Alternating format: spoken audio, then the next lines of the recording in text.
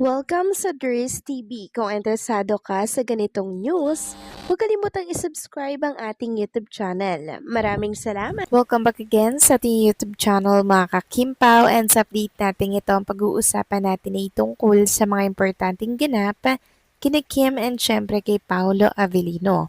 So ang pag-uusapan natin sa update na to mga kakimpaw ay may kaugnayan nga po sa opisyal na desisyon ni Paolo Avellino. About nga dito sa di umano'y project na inaalok po sa kanya na kung saan iba po ang katambal. Naku, mamaya pag-uusapan natin ang tungkol dyan at saan nga ba't nag-ugat ang balitang ito. Pero bago natin pag-usapan yan, maraming salamat muna sa inyong patuloy po na pagsuporta at pagsubaybay sa mga daily update natin. Kaya naman bilang pasasalamat, narito po ang isang napili kong komento patungkol ito sa naging previous update. Mula ito kay Ginang Norma Cola. Sabi niya, "There's good PM sa'yo. Salamat sa mga ayuda na nagbibigay sa akin ng inspirasyon. Lalo na kung ako'y nag-iisa, maging masaya makita ko lang ang kanilang mga larawan at ang iyong ayuda. Wala akong pag-aalinlangan. Sure na sure ako na silang dalawa hanggang dulo kasi makita mo sa personalidad ni Paolo, iba yung mga ex niya. Kumpara kay Kim, di si Pao mapaghiwalay.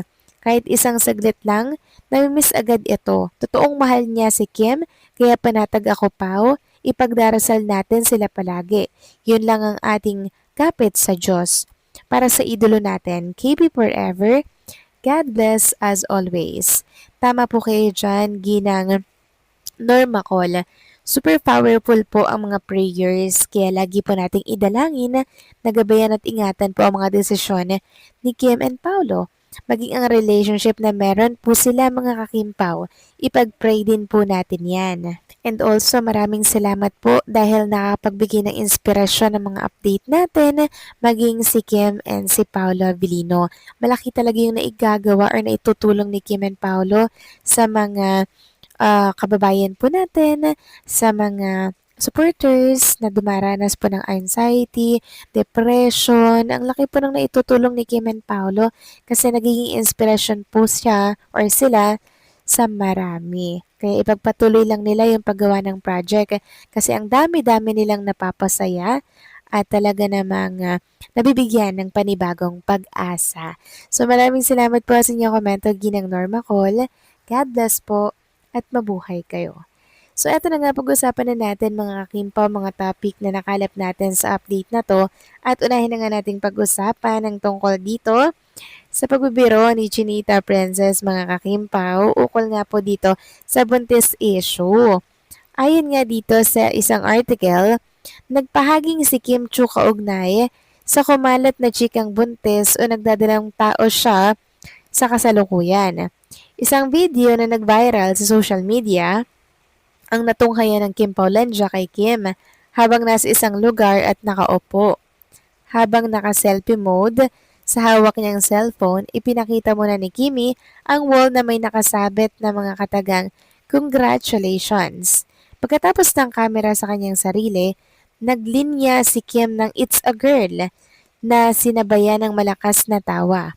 Mapapanood na tumawa rin ang mga kasama nito. Isa itong pruweba na alam ni Kim ang chismis sa kanya, kaya idinaan nito sa joke ang espekulasyon. Dahil dito kumalma ang ilan sa mga naniniwalang buntis si Kim. Piling vindicated naman ang mga naniniwalang di buntis ang kanilang lodi. Samantalang napansinan ng mga netizen ang mga outfit ni Kim na hindi mapaghihinalaan na siya ay nagdadalang tao.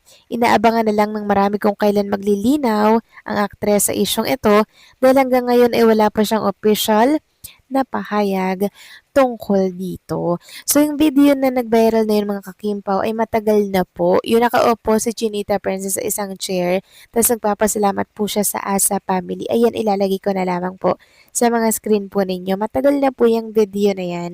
Parang nung nakaraang taon pa po yan. Pero nag-viral ngayon dahil nga po umugang na naman yung buntis issue. Samantalang, talakayin naman natin ang tungkol dito sa usaping pagbabalik tambalan daw po ni Paolo Avellino at ni Maha Salvador.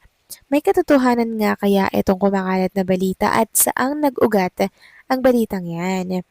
So ito po yung nag-ugat sa post ng Netflix mga kakimpaw.